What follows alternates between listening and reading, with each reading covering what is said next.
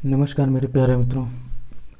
आज हम लोग बात करेंगे आर्टिकल 154 के बारे में, अनुच्छेद 154 के बारे में, जिसमें हम लोग देखेंगे कि राज्य की कार्यपालिकी शक्ति किस में निहित होती है, किस प्रकार वो उपयोग करेंगे, क्या वो स्वयं करेंगे या फिर अपने किसी प्रतिनिधि के माध्यम से कराएंगे।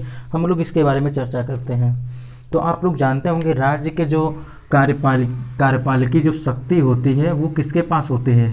राज्यपाल महोदय के पास होती है, यानी गवर्नर के पास होती है। किसके पास? गवर्नर के पास होती है। ये तो आप लोगों को पता ही होगा।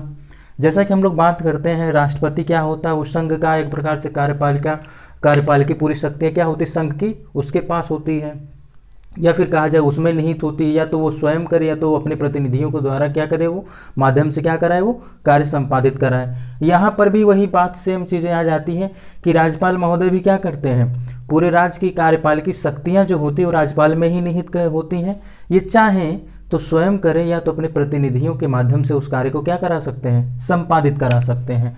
तो सेम बातें हैं, ठीक।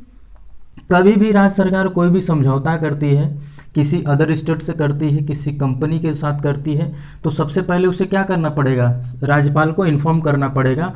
और कभी कभी ऐसा होता है कि राज्यपाल के ही नाम से ही, यानी जो उस राज्य के संबंधित राज्य के राज्यपाल जो रहेंगे उनके नाम से ही क्या होता है, बहुत से समझौता होता है। जैसे कि हम लोग आर्टिकल 51 में देखे थे कि अगर कोई भी अंतर्राष्ट्रीय समझौते करना हुआ, किसी देश के साथ करना हुआ, तो प्रधानमंत्री कर तो लेंगे। किसी देश के साथ कोई द्विपक्षीय समझौता हुआ, बहुपक्षीय समझौता हुआ, करके तो आए, लेकिन फर्स्ट ऑफ ऑल आकर के पहले क्या करेंगे, राष्ट्रपति महोदय को अवगत कराएंगे। और इसके साथ ही साथ आपको ये भी जानना आवश्यक है कि ये जो समझौता होता है वो राष्ट्रपति के नाम से ही होता है, ठीक।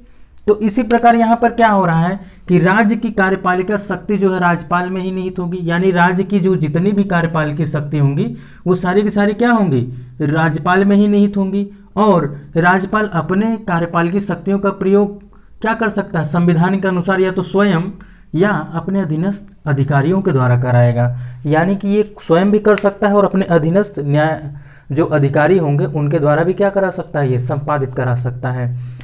और कभी कभी ऐसा होता है, विधिक मामले जो होते हैं, यानी जो लॉ से रिलेटेड होते हैं, तो ये क्या कर सकता है, अगर कोई विधिक कार्य है, कोई विधिक कार्य है, तो ये अपने अधीनस्थ प्राधिकारियों और अधिकारियों को भी कार्य क्या कर सकता है, ये सौंप सकता है कि भाई इस कार्य को आप क्या करिए, संपूर्ण करिए, संपादित करिए, ठीक। तो इस आर्टिकल में बस इतनी ही बातें हैं। आगे हम लोग बात करेंगे आर्टिकल 155, जिसमें बहुत ही महत्वपूर्ण है राज्यपाल की नियुक्ति।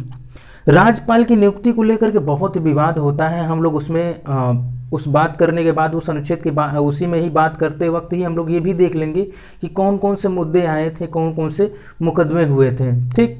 और हम लोग सरकारी आयोग के बारे में भी जानेंगे, क्या है ये सरकारी आयोग, ठीक, उसके बारे में भी समझेंगे। और ये भी देखेंगे कि जब राज्यपाल की नियुक्ति होती है तो किन किन बिंदुओं को ध्यान दिया जाता है और किन किन बिंदुओं को लेकर के विद्वान जितने होते हैं वो लोग क्या करते हैं, यानी कि जो राजनीति के विचारक होते हैं, एक प्रकार से जो राजनीति के विशेषज्ञ होते हैं, इन सारे किन किन बिंदुओं पर कटाक्ष करते हैं, यानी कमेंट करते हैं, और किन किन बिंदुओं को वो क्या करते हैं, उनकी प्रशंसा करते हैं। हम लोग इन सारी बातों को भी इन सारी बातों पर भी चर्चा करेंगे, क्योंकि कभी कभी ऐसा होता है कि मेंस में आपको डायरेक्ट ही एक टिप्पणी दे दी जाती है कि आप इस पर टिप्पणी पर क्या करिए, 150 शब्द 200 शब्द लिखिए। आप जैसे मान लीजिए किसी स्टेट सिविल सर्विसेज के एग्ज़ाम दे रहे हों या फिर आप यूपीएससी का एग्ज़ाम दे रहे हों, तो वहाँ पर राज्यपाल से रिलेटेड अगर कभी प्रश्न पूछ लिया तो आप उस पर क्या कर सके, टिप्पणी कर सके। इसलिए हम लोग उसको बहुत ही विस्तार से बात करेंगे।